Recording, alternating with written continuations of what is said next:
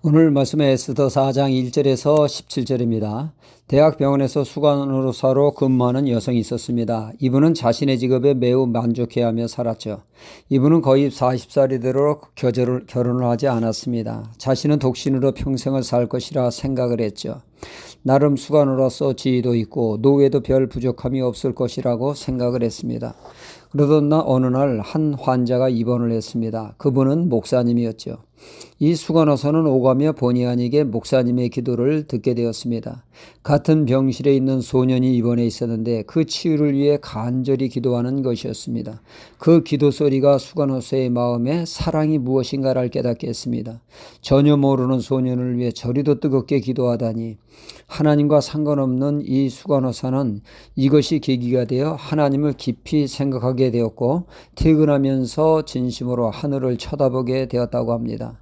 목사님의 기도를 본의 아니게 들으면서 하나님을 더욱더 생각하게 되었고 목사님과의 대화를 통하여 사랑이 싹터 3개월 만에 그들은 결혼을 하게 되었다고 합니다. 주변 사람들은 왜 좋은 직장을 두고 어쩌려고 하려느냐 말렸지만 이 수간호사는 과감히 사직서를 내고 목사님의 사역지인 시골에 내려와 함께 사역을 하게 되었다는 것입니다. 시골에서 경제적인 어려움은 있었으나 목사님과 함께하는 하나님의 사역이 너무도 좋았다는 것이죠.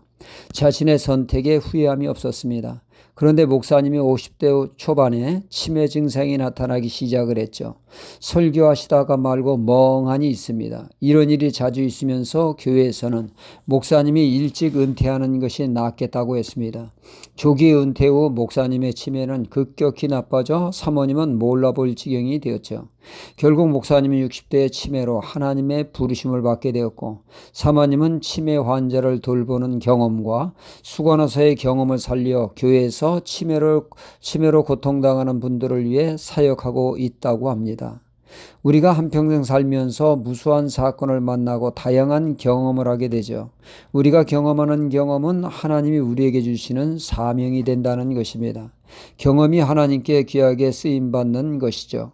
일찍이 하나님은 이스라엘 백성이 400년 넘게 애굽에서 종살이한 경험을 그들에게 말씀을 하시면서 너희는 누구보다 나그네 된 자들의 서름과 아픔을 경험한 자로서 이후에 나그네를 대할 때 따뜻하게 대해주며 가난하고 헐벗은 사람들을 각별히 챙기라고 말씀을 하셨죠. 그래서 농사를 짓는 경우 싹쓸이 추수하지 말고 일부 귀퉁이 남겨두어 가난한 자들이 먹을 수 있도록 배려하라 하셨습니다. 나무에 달린 과일도 몽졸이 따지 말고 일부 남겨두어 새나 가난한 자들이 먹을 수 있도록 하라고 하셨죠.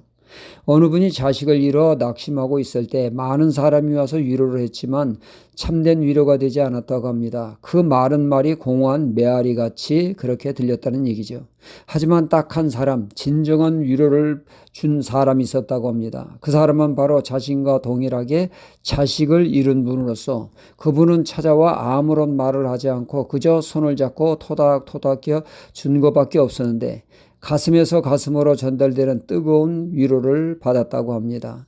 우리의 다양한 경험이 누군가에게 도움이 되는 사명이 되죠. 하나님은 우리의 경험을 통하여 각 사람에게 사명을 주십니다.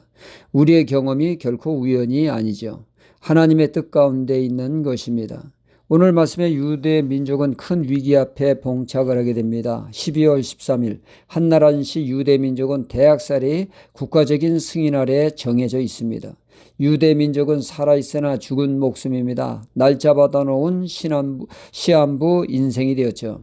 하지만 그들에게 이 11개월의 시간적 여유가 있습니다. 당장 코앞에 닥친 것은 아니기에 모르드게란 자가 난국 타개를 위해 나서게 됩니다. 이런 사태를 맞이하게 한 모르드게는 이 문제를 타개하기 위해서 나서게 되었는데 그는 자신의 수양딸처럼 키운 에스더가 왕비가 되어 있는 것을 보고 모르드게는 에스더에게 말합니다. 너가 왕비가 된 것은 바람 앞에 등불, 풍전등화와 같은 민족을 구원하라고 하는 사명이 있는 것이 아니겠느냐. 이제 왕비의 자리를 이용하여 왕께 나가 이 억울한 사실을 알리고 나라를 구하라고 말이죠. 이에 에스더 왕비는 난색을 표합니다. 왕이 진물을 보는 어조는 왕비라도 함부로 출입할 수 없다는 것이죠. 왕을 뵙지 못한 지가 한 달이나 다 된다고 합니다. 이에 모르드게는 강하게 사명을 강조합니다. 지금 이 시간 왕께 나아갈 수 있는 것은 오직 왕비뿐이며 나서달라고 말이죠. 이에 에스더는 금식기도를 부탁하며 죽으면 죽으려는 심정으로 자신에게 주어진 사명에 충실한 삶을 살게 되었다는 말씀이죠.